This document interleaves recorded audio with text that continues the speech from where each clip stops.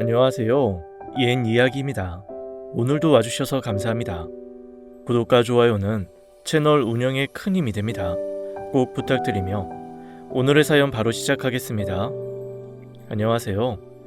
저는 딸 하나, 아들 하나를 둔 40대 끝자락의 아저씨입니다. 늦게 결혼해 자식을 낳다 보니 아이들은 아직 학교도 들어가지 않았어요. 친구들은 벌써 자식들을 중고등학교에 보내며 각자의 시간을 가지는데 제 아내와 저는 매일이 육아 전쟁이네요. 체력적으로 지치는 날도 많지만 그래도 주변 친구들 얘기를 들어보니 이때가 가장 아이들 부모를 필요로 하는 때라서 그 순간을 놓치지 않으려 많은 시간을 아이들과 함께 보내고 있습니다. 하지만 친구 중엔 자식 다 키워놓고 나니 섭섭함을 느끼는 친구도 있어요. 아무리 애지중지 키워놓으면 뭐하냐? 중학교 들어가더니 자기 방에 틀어박혀선 말도 못 걸게 해. 자식 키워놔도 전부 소용없어. 늙으면 내 옆에 마누라가 최고지. 아이가 어릴 때부터 매일 옆구리에 끼고 다니더니 중학교에 들어가면서 소원해진 것이 못내 서운한지 저렇게 말하더군요. 아직 제가 겪은 일은 아니지만 그 마음이 어떤 건지 짐작이 됐습니다. 어쩌면 그래서 더욱더 함께 할 수 있는 시간들을 소중하게 여기고 허투루 보내지 않으려고 애를 쓸 수 있는 것 같아요. 며칠 전엔 아내와 저도 처음으로 아이들을 데리고 차박이라는 걸 해봤습니다. 아내가 얼마 전부터 한참 인터넷을 뒤져 찾은 곳이었는데 가평에 있는 캠핑 명소라더니 정말 그 명성이 하나도 아깝지 않을 만큼 좋은 곳이었어요. 경치가 좋고 캠핑족을 위한 부대 시설도 잘 갖춰져 있어서 즐겁게 놀다가 뒷마무리까지 깨끗이 하고 다시 집으로 돌아왔습니다. 아이들도 집에만 있을 땐 천둥 벌거숭이가 따로 없어서 어지를 줄만 알지 치우는 건 아무리 잔소리를 해도 안 하더니 밖에 나가선 곧잘 따라주더군요. 앞으로는 종종 이런 시간을 가지며 내 자식들에게 좋은 곳도 많이 보여주고 또 학교에서 배우는 교과서보다 더욱 값진 것들을 경험하게 해주고 싶네요. 캠핑에서 돌아온 저녁엔 피곤해하는 아이들을 일찍 재우고 아내와 맥주 한잔하며 이런저런 이야기를 나눴습니다. 요새 애들 보고 있으면 후회되는 게 참 많아. 그래? 난 그래도 우리가 나름대로 부모 노릇 잘하고 있다고 생각했는데 내가 너무 나 편할 대로 생각하는 건가? 아니, 그런 뜻이 아니고 좀 더 빨리 결혼해서 자식을 낳을 거라는 후회가 되네. 애들 중고등학교에 대학까지 가면 내 나이가 60이 넘는데 아직은 자식들이 바라는 거 해주며 버틸 재간이 있지만 그때가 되면 늙어서 해줄 수 있는 게 없을까 봐 그게 걱정이야. 당신 참 걱정도 사서 하는 스타일이다. 대학까지 키워놓으면 자기 앞길은 자기가 찾아가야지.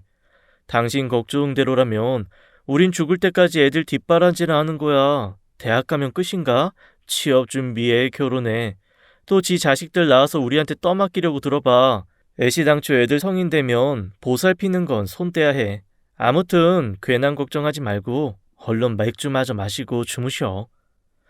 아내가 제가 하는 쓸데없는 걱정에 마음까지 따뜻해지는 웃음을 보여주며 덧붙였습니다. 결국 순리대로 살아가는 거야. 지금 애달복달 해봤자 그게 무슨 소용이겠어. 차라리 오늘 하루를 감사하면서 즐겁게 살아가는 게 더 낫지 않아? 저 또한 결국 순리대로 살아간다는 걸 모르는 건 아니지만 제가 자라며 놓쳤던 많은 것들을 제 자식들은 전부 누리길 바라는 마음에 더 안절부절하는 것 같았습니다. 저는 어릴 적 부모님의 이혼으로 할머니들 손에서 자랐어요. 제가 할머니들이라고 하는 이유는 저에겐 2명의 할머니가 계시기 때문입니다.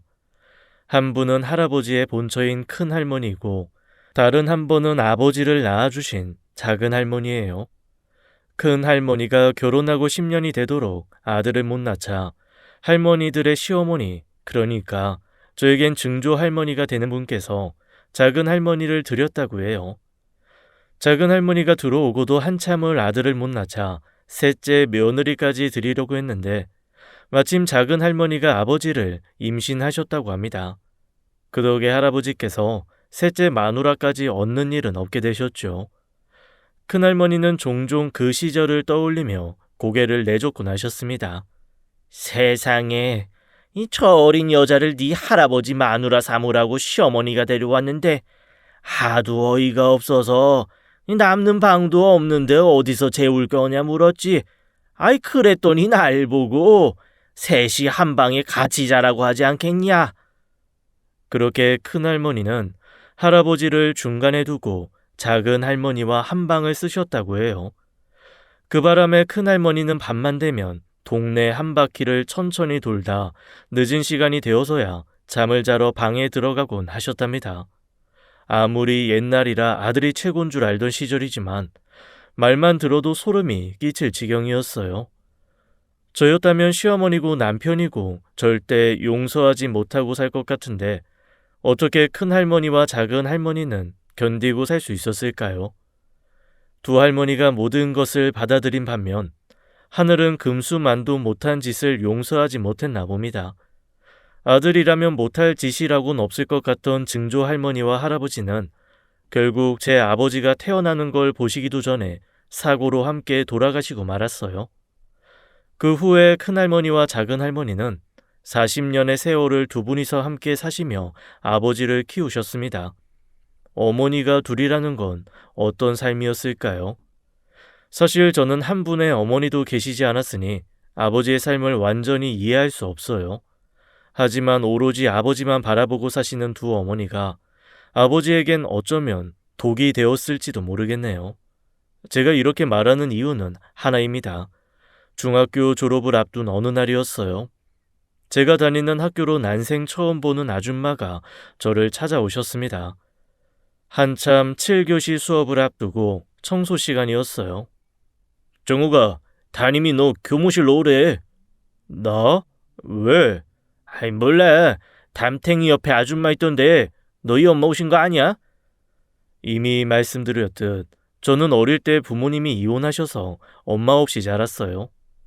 하지만 진짜 친한 친구들을 제외하곤 그 사실을 아무도 몰랐기에 절 부르러 온 같은 반 친구는 교무실에 있는 아줌마가 저희 엄마라고 생각한 것 같아요. 학교를 다니는 내내 한 번도 누군가 절 찾아온 일이 없었기에 저는 의아해하며 교무실로 갔습니다. 교무실에 담임 선생님과 함께 있는 아줌마는 본 적 없는 사람이었어요. 정우가, 아주머니께서 너랑 할 이야기가 있다고 하셔.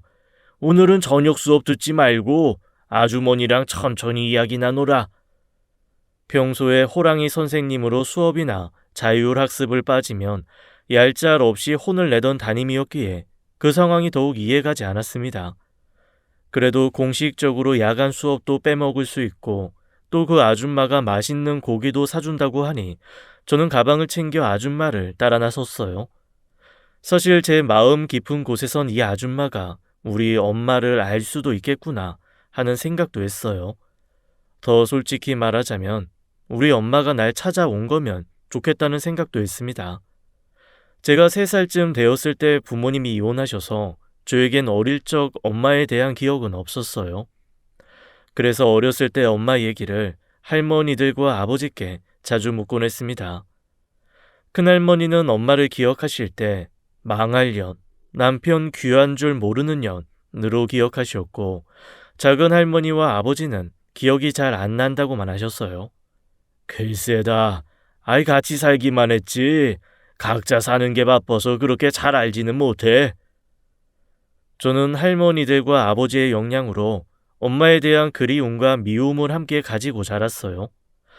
그래서 그날 저를 찾아온 아줌마의 따뜻한 눈빛에 제 엄마이길 바라면서도 한편으론 이렇게 나를 따뜻하게 바라보는 사람이 엄마일 리 없다는 생각도 했어요. 결론만 말씀드리면 어머니가 맞았습니다. 엄마 원망 많이 하면서 자랐지. 항상 미안하게 생각하고 있었어. 네가 더 잘하면 날 이해할 수 있을지도 모르겠다. 그날 엄마는 그동안 제가 몰랐던 할머니들과 아버지에 대한 이야기를 해주셨어요. 결혼 얘기가 나올 때까지만 해도 네 아버지 사정이 어떻게 되는지 꿈에도 생각 못하고 살았단다. 유복자로 자랐다는 건 알고 있었지만 아무리 그래도 두 명의 엄마가 있을 거라곤 상상하기 힘들잖니. 네 아버지도 그게 걸림돌이라고 생각했는지 네 할머니들에 대해선 입을 딱 닫고 있다가 상견례 날 잡아놓고 얘기하더라.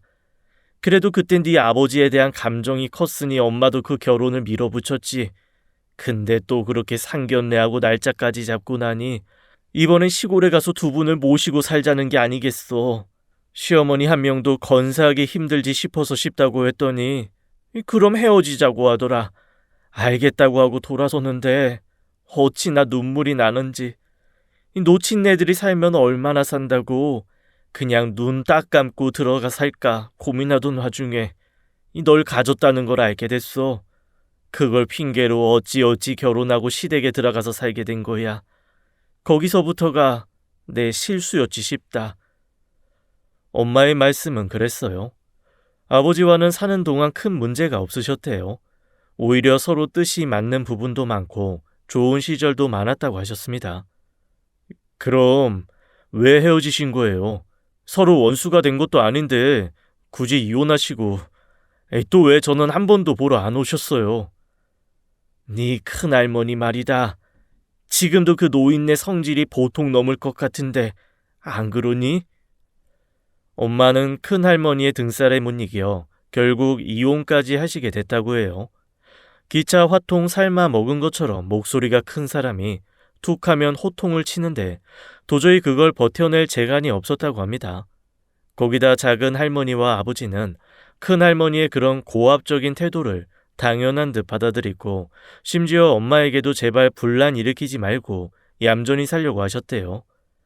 내가 별난 건지 몰라도 도저히 네 큰할머니를 이해 못하겠더라.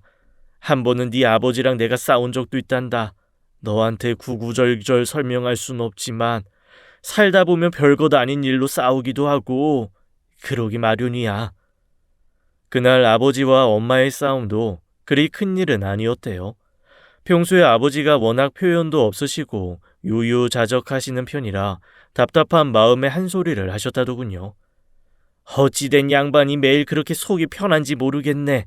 농사 짓고 살자고 날 데려왔으면 하다못해 밤매는 신용이라도 좀 하라고 한 소리 했지. 매번 어머니들이랑 나한테 떠넘기고 혼자 선비처럼 살 요량이라고 했더니 네 큰할머니가 먹고 있는 숭늉 그릇을 나한테 냅다 던지는 게 아니겠냐.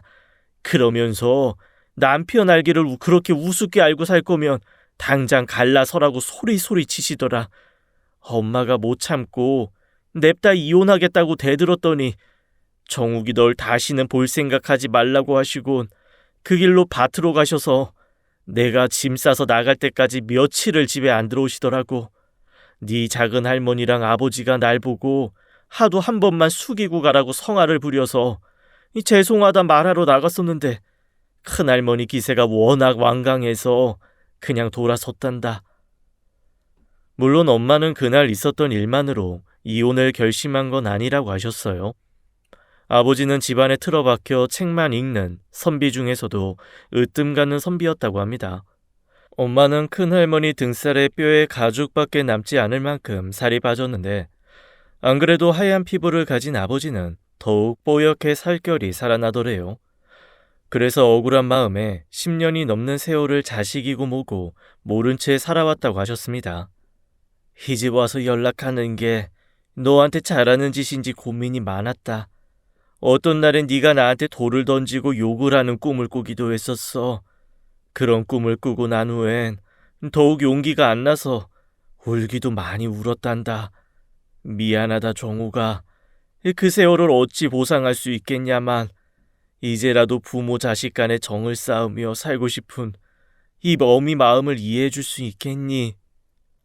엄마는 말을 미처 끝내기도 전에 눈물을 흘리시며 겨우 말씀을 이어가셨어요. 그때 제 마음을 한마디로 표현할 수는 없지만 그래도 행복하다는 생각이 컸던 건 사실이에요.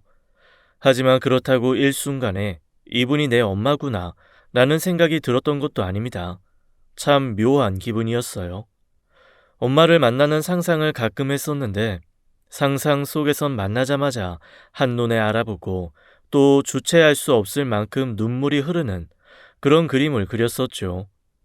마치 영화나 드라마에서 볼 수 있는 감동적인 장면이요. 심지어 혼자서 얼마나 심취했는지 그런 상상을 할 때면 몰래 눈물을 흘리기도 했습니다. 하지만 현실은 그렇지 않았어요. 실제로 제가 엄마에게 느낀 감정은 좋은 이웃을 만난 것 같은 기분이었어요. 따뜻하고 즐겁고 또 만나고 싶은 그런 이웃을 만난 것 같았죠. 그리고 만약 다시 볼 수 없다고 해도 잊고 살아가는 그런 이웃이요. 그날의 만남을 뒤로하고 집으로 갔습니다. 그런데 집으로 돌아오니 큰할머니가 어찌 알았는지 난리가 난 거예요. 이 짐승 새끼도 키워주는 애는 저버리지 않는다. 그런데 네가 어떻게 그럴 수 있냔 말이야? 큰할머니는 제가 키워준 은혜도 모르고 엄마를 찾는다고 한바탕 호통을 치셨어요. 그런데 사람의 마음이라는 게 어찌나 간사한지 그 끝을 알 수 없을 것 같았습니다. 사실 저는 엄마에게 딱히 따로 만나고 싶진 않다고 말하고 온 참이었어요. 가슴 저 아래쪽에서부터 제가 엄마를 몰래 만나는 것이 절 키워준 할머니들에게 못할 짓이라는 생각이 들었기 때문이죠. 그런데 제 사정도 모르고 저렇게 호통을 치시는 그 바람에 제 마음속엔 순식간에 큰할머니에 대한 반감이 생겼어요. 엄마가 날 버린 것도 아니고 할머니 때문에 전부 이렇게 된 거잖아요. 할머니만 아니었으면 아버지랑 엄마 그리고 작은 할머니까지 여태 다 같이 살 수 있었어요. 할머니가 아버지를 낳은 것도 아니면서 왜 그렇게 이래라 저래라 하시는 거예요? 결국 저는 해서는 안 될 말까지 전부 쏟아내고 말았어요. 언제나 고집센 독불 장군이었던 큰할머니도 제 말이 상처가 되었는지 더는 아무 말씀 안 하시더군요. 그리고 며칠을 큰할머니 얼굴을 제대로 볼 수 없었습니다. 제 마음에 캥기는 게 있어 할머니를 피한 것도 있지만 할머니께서도 제가 일어나기 훨씬 전에 밭으로 일을 가셨다. 제가 잠든 후에야 집으로 돌아오셨기 때문이에요. 하지만 큰할머니는 얼마 지나지 않아서 평소같이 저를 대해주셨습니다. 저에겐 필요한 것들을 하나하나 손수 챙겨주시고 또 잔소리도 하시고요. 하지만 저는 그런 큰할머니를 받아들일 수 없었어요. 사춘기가 시작된 건지 그때부터 큰할머니에 대한 미움이 점점 커져갔습니다. 감정의 골이 깊어질수록 엄마를 잃게 된 것이 큰할머니의 잘못 같았고 나중엔 작은 할머니와 아버지에게도 그 책임이 있다 생각되어 두 분께도 나를 세워 대했어요. 그렇게 중학교를 졸업하고 고등학교를 다니는 3년 동안도 그 골은 채워지지 않고 오히려 더욱 깊어졌습니다. 나중엔 할머니들과 아버지 앞에선 꿀 먹은 벙어리처럼 입을 닫아버렸어요.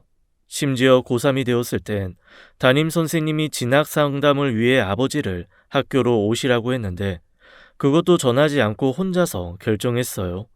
나중에 아버지께서 그 사실을 알게 되셔서 무척이나 화를 내셨습니다. 대학을 가고 안 가고가 중요한 게 아니야.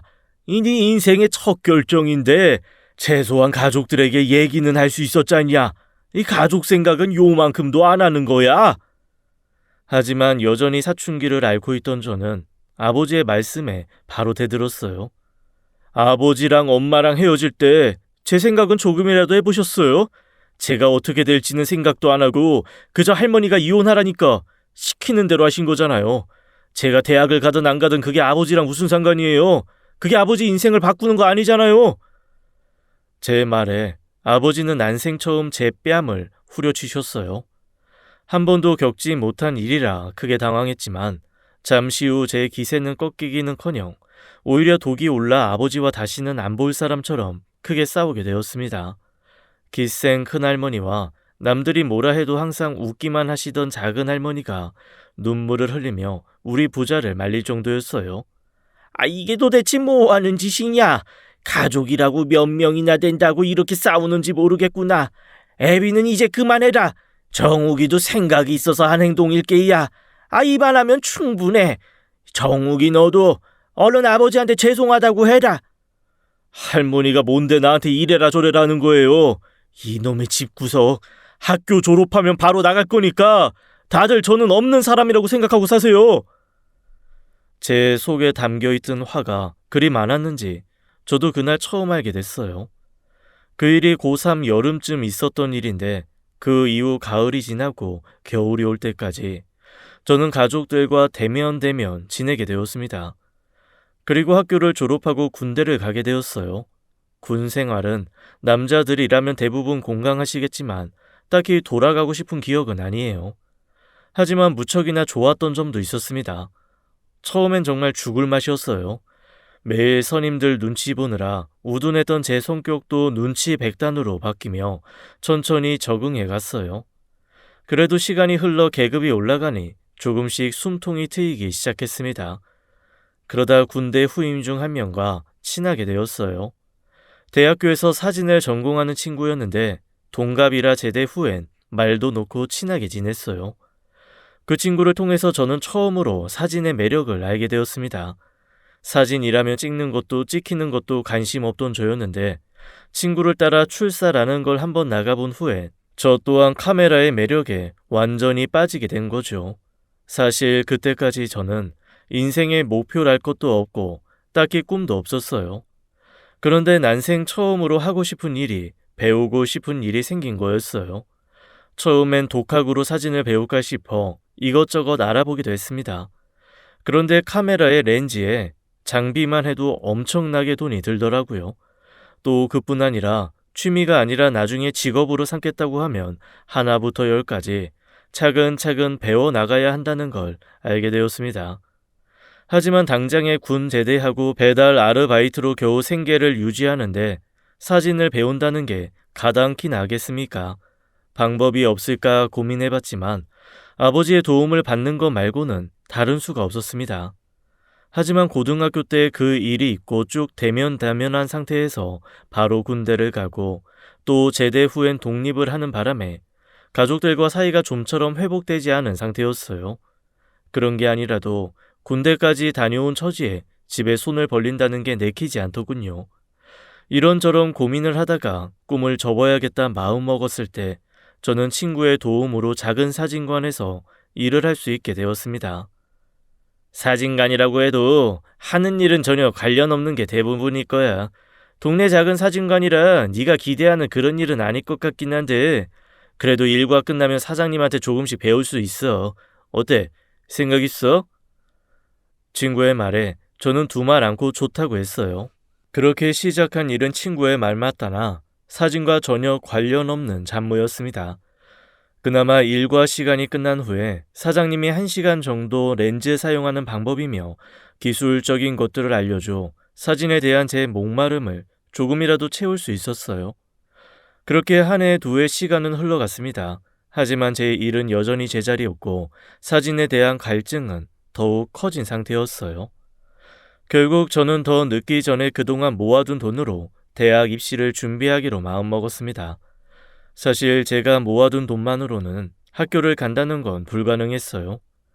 그런데 제가 몇 년째 사진관에서 일하는 모습을 지켜보신 아버지께서 먼저 도움의 손길을 내미셨습니다. 정욱이 네가 사진의 뜻이 있다니 차라리 학교를 가서 전문적으로 배워보는 건 어떨까 싶구나. 더 늦기 전에 제대로 시작해봐라. 속으로 쾌재를 불렀지만 사나이 자존심에 선뜻 좋다는 말이 안 나왔어요. 아버지는 그런 제 속마음도 모두 읽으셨는지 이렇게 말씀하셨습니다. 네가 네 힘으로 해내고 싶어 한다는 거 알고 있다. 하지만 도움받을 줄 아는 것도 일종의 능력이야. 그리고는 제가 대답을 하지 않자 아버지는 전화를 끊으셨어요. 그리고 며칠을 연락이 없으셨습니다. 그때 제 속이 어찌나 바짝바짝 타던지요. 그냥 눈 꼭 감고 감사하다고 받았어야 했는데 그놈의 자존심이 뭔지 후회가 물밀듯이 밀려왔습니다. 그러던 중에 아버지께서 다시 한번 연락을 하셨어요. 네 뜻이 어떤지 분명히 알겠구나. 이번엔 내가 부탁이 있어서 연락했다. 네 할머니들도 연세가 많으신데 이 조금이라도 더 고우실 때 사진을 준비해두는 게 맞지 싶구나. 그런 거라면 저보다는 사진관에서 찍는 게 더 나을 것 같아요. 저희 사장님한테 말씀드려 놓을 테니까 시간 맞춰서 두 분 모시고 오세요. 아니다. 이 사진관에서 벽 두고 찍을 거면 동네 사진관에서도 충분하지. 아버지 생각엔 좋은 데서 예쁘게 차려입고 찍은 사진이 더 좋을 것 같구나. 아버지는 제게 할머니들의 사진을 찍어달라고 부탁하셨어요. 그리고 그 사진을 본 후에 제게 투자를 하고 싶다고 하셨습니다. 네가 예쁜 사진을 많이 찍어오면 내가 너한테 투자를 하는 게 어떻겠냐. 대신 네 실력이 부족하다 여기면 나도 투자할 마음은 없다. 이 정도면 네 뜻과도 어긋날 게 없다고 생각하는데 네 생각은 어떠냐? 아버지의 제안 자체는 마음에 쏙 들었지만 할머니들과 어디 교회로 나가서 하루를 보내야 한다는 게 영 불편하게 느껴졌어요. 어릴 때의 미운 마음이 남아서는 아니지만 자란 세월만큼 멀어진 것이 그 까닭이겠죠. 하지만 한편으론 인물 사진을 찍어볼 기회라는 생각도 들었습니다. 한참 고민 후 여러 가지 제 계산으론 해볼만 하다 싶어 아버지께 알겠다고 대답하였어요. 그리고 바로 나를 잡아 휴일 하루 집으로 내려갔습니다.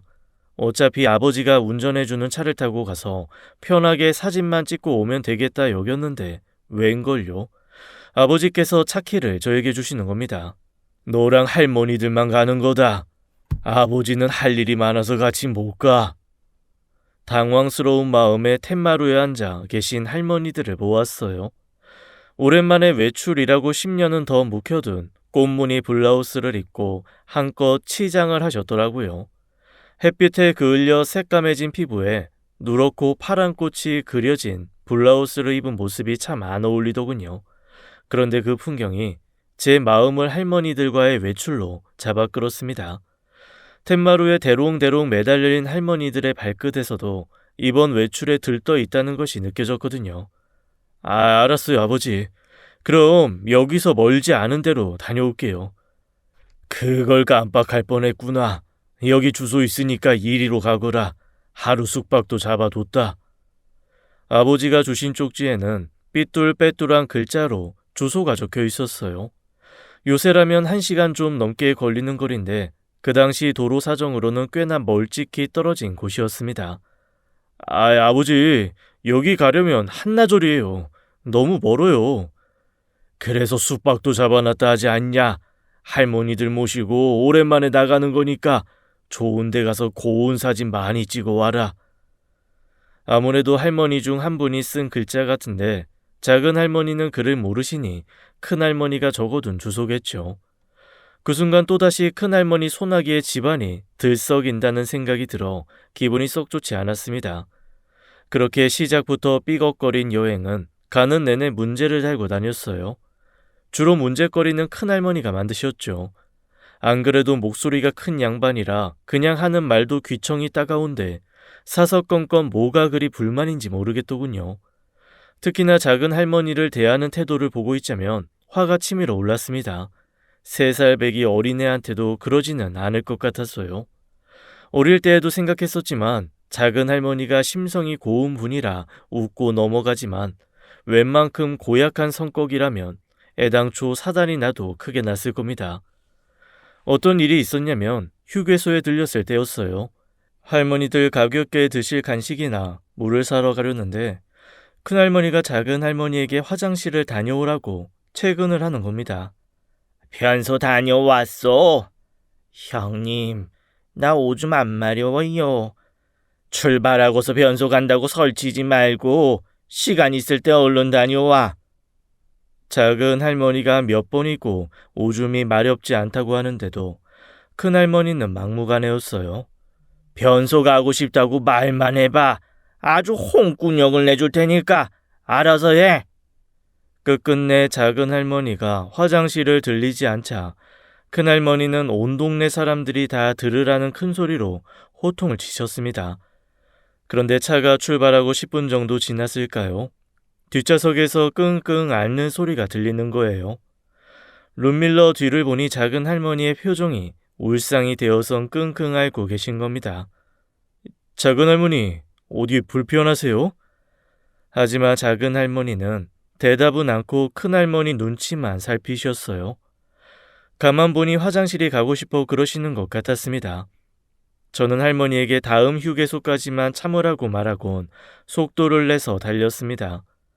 큰할머니는 옆 좌석에 앉은 작은 할머니가 알턴가 말턴가 들은 채도 안 하셨죠. 그러다 화장실이 꽤나 급하신지 작은 할머니의 앓는 소리가 좀 더 빨라지자 큰할머니가 큰 소리를 내기 시작하셨어요. 아이고, 밀어나 밀어나. 이럴 줄 알고 내가 미리 변소 다녀오라고 몇 번이나 말했어. 내가 속이 터진다. 다음 휴게소는 얼마나 가야 나오냐? 이 할망구 방광 터지 같다. 아예 아무데나 숲 있는데 좀 세워봐라. 결국 산 안에 차를 세우고 작은 할머니는 큰 할머니의 구박을 받으며 함께 산으로 가서 일을 해결하고 오셨어요.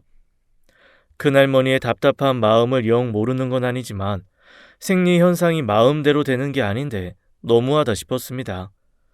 그때 제 생각엔 사람이 저렇게 막무가내라 남편 사랑도 못 받는 게 아닌가 싶었습니다. 왜냐하면 할아버지는 사고로 숨이 넘어가는 순간에도 20년의 세월을 함께한 큰할머니 걱정을 하지 않고 겨우 2년 살 맞대고 산 작은 할머니 걱정을 그렇게 하셨대요. 뭐 바꿔 생각하면 큰할머니의 팔자가 참 고단하긴 하네요. 어쨌든 할머니들과 저의 여행의 첫 번째 고비를 무사히 넘기고 목적지에 도착할 수 있었습니다. 우리가 간 동네는 산이 둘러싼 작은 폭포와 계곡이 있는 곳이었어요. 흔히 볼 수 있는 시골 동네지만 감춰진 계곡이 무척 아름다워서 카메라 렌즈를 갖다 대는 곳은 전부 작품이 될 정도였어요. 출발할 때만 해도 할머니들을 모시고 멀리까지 나간다는 게 영 내키지 않았지만 막상 도착해서는 할머니들보다 제가 더 들떠서 분주하게 움직였습니다. 아이, 큰할머니, 저기 철쭉 앞에 서보세요. 제가 이런저런 포즈를 요구하면 큰할머니는 어색한 모습이지만 그래도 즐겁게 모델 일을 해주셨어요. 하지만 작은 할머니는 수줍어서인지 사진 찍는 게 무척 어색해 보였습니다. 아이고, 이것 좀 해봐라, 이 여자야. 큰할머니는 작은 할머니가 답답한지 연신 잔소리를 해댔어요. 평소에 작은 할머니 같으면 큰할머니의 말에 웃으며 장단 맞추고 또 엉뚱한 소리로 가족들을 즐겁게 해주시는 분이었는데 그날은 입을 꼭 다문 채 기분이 영 좋지 않은 것 같았어요. 아무래도 오는 길에 화장실 가는 걸로 큰할머니가 하도 타박을 해서 마음이 상했구나 싶은 생각이 들었어요. 저는 기회에 되는 대로 작은 할머니 마음을 풀어드려야겠다 생각했습니다. 하지만 우선은 사진을 찍는 게 먼저였어요. 표면상으로는 아버지와 약속을 했다는 그럴싸한 핑계가 있었지만 실제로는 그렇게 멋진 풍경을 마음껏 찍을 기회가 많지 않았기에 신이 난 거였죠. 그런데 얼마나 셔터를 눌러댄 후였을까요? 정우가, 네 작은 할머니 어디 갔냐? 이 할망구가 도대체 어디 간 거야? 한참을 저와 죽이 척척 맞아 사진 찍기 바빴던 큰할머니께서 작은 할머니가 사라졌다는 걸 먼저 눈치채셨어요. 저 뒤쪽으로 소변 보러 가신 거 아니에요? 네 작은 할머니가 나 없이 어디 5발짝이나 옮길 수 있는 양반인 줄 아냐? 그제야 저는 사진기를 내려놓고 작은 할머니를 찾기 시작했어요. 하지만 근방을 전부 다 돌아도 작은 할머니는 보이지 않았습니다. 사단이 나도 제대로 났다는 생각에 정신이 아찔해지더군요. 그러면서 또 얼마나 못난 생각이 드는지요. 할머니가 괜한 일로 트집이나 잡고 타박하시니까 작은 할머니가 숨으신 거 아니에요? 사실 연세 많으신 할머니들을 모시고 간 여행에서 제가 정신을 똑바로 차렸어야 했는데 그 책임이 무거웠기 때문인지 저는 어느새 큰할머니 탓하고 있었어요. 하지만 큰할머니에겐 누가 더 잘못했고 아니고가 중요한 게 아니었습니다. 이놈아, 우선 작은 할머니 먼저 찾은 후에 내 탓을 해도 하거라. 네 할머니 혼자 내두면 뭣도 모르고 산꼭대기까지 기어 올라가서 다시는 못 찾을지도 모른다. 큰할머니의 말씀이 100번 1000번 옳지요. 저는 탓하기를 그만두고 그 정신을 작은 할머니를 찾는 데다 쏟아부었습니다. 하지만 근방에선 작은 할머니를 찾을 수 없었어요. 아무래도 산까지 올라갔나 보구나. 혼자서 올라갔다 산짐승이라도 만나면 어쩌려고 그러는지 도통 생각이라는 걸 안 하고 사니 한시도 마음을 놓을 수가 없구먼 그리여. 큰할머니가 펴지지도 않는 허리를 하고 산길을 천천히 발걸음을 옮기셨어요. 저는 큰할머니가 앞장서서 산으로 올라가시는 걸 말렸습니다. 할머니, 산에는 저 혼자 다녀올 테니 할머니 저기 앉아 계세요. 네가 이 산을 어찌 알고 혼자 간단 말이야? 할머니도 모르시긴 마찬가지잖아요. 거기다 할머니는 저보다 걸음도 훨씬 느린데 진짜 삼짐승이라도 마주치면 어쩌려고요. 내가 나이가 먹었어도 한 번 간 길은 절대 잊는 법이 없다. 이 잔말 말고 얼른 올라가자. 큰할머니가 한번 고집을 부리기 시작하면 동네 앞 큰 바위가 멀찍이 돌아서 딴 데로 옮겨간다고 동네 어른들이 우스갯소리로 말씀하시곤 했었는데 그 고집이 나오기 시작했네요. 결국 저는 90에 가까운 큰할머니와 함께 산으로 올라갔습니다.